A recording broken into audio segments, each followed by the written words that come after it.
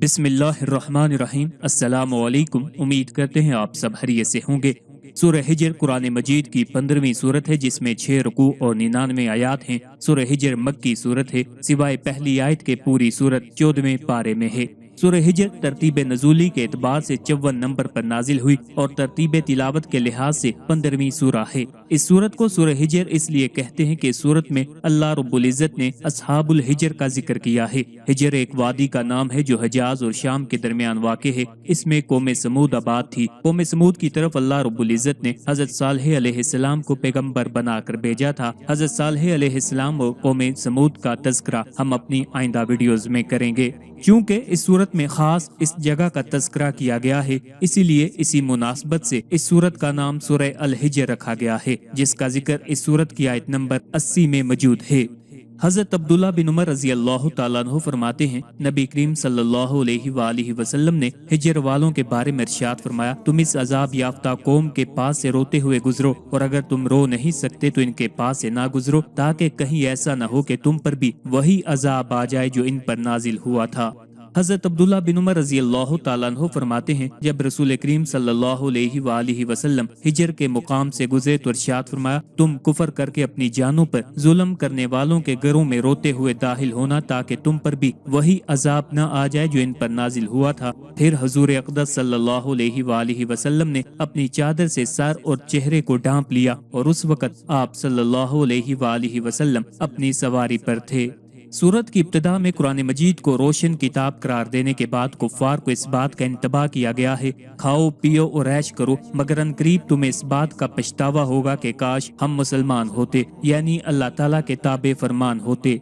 इन्हें यह भी बतलाया गया है कि कुरान मजीद की तकजीब करने और नबी करीम सल्लल्लाहु अलैहि वसल्लम को मजनून करार देने के बावजूद तुम पर अल्लाह ताला की गिरफ्त नाजिल नहीं हुई, तो ये मोहलत इसलिए है कि अल्लाह ताला ने हर फर्द और कौम की अजल का यानी कि मौत का एक वक्त मुकर्रर कर रखा है, जो किसी की नेकी या नाफरमानी की वजह से आगे पीछे नहीं हो सकता। जहाँ तक कुरान मजीद का मिन जानिबिल्लाह होना और इसकी सच्चाई का ताल्लुक है, तो अल्लाह ताला ही ने इसे नाजिल फरमाया और वही इसकी हिफाजत करेगा। दर हकीकत तुम लोग जिस किस्म की अल्जाम तराशी और मुतालबे करते हो, इसी तरह के इल्जामात और मुतालबे तुमसे पहले मुजरिम कर चुके हैं। मज़ामीन और अंदाज़े बयां से साफ वाज़े होता है कि सूरत का ज़माने नज़ूल सूरह इब्राहिम से जुड़ा हुआ है। इसके पस मंज़र में दो चीज़ें बिल्कुल नुमायां नजर आती हैं। एक ये कि हज़रत मोहम्मद सल्लल्लाहु अलैहि वसल्लम को दावत देते एक मुद्दत गुजर चुकी है और मुखातबे कौम की मुसलसल हट दरमी, इस्तेहज़ा, मुज़ाहमत और जुल्म सितम की हद हो गई है, जिसके बाद अब तफहीम का मौका कम, तनबीह का मौका ज्यादा है। दूसरा ये कि अपनी कौम के कुफ्र मुज़ाहमत के पहाड़ तोड़ते तोड़ते नबी करीम सल्लल्लाहु अलैहि वसल्लम थके जा रहे हैं और दिल शिकस्तगी की कैफियत बार बार आप पर तारी हो रही है, जिसे देखकर अल्लाह ताला आपको तसल्ली दे रहा है और आपकी हिम्मत बंधा रहा है।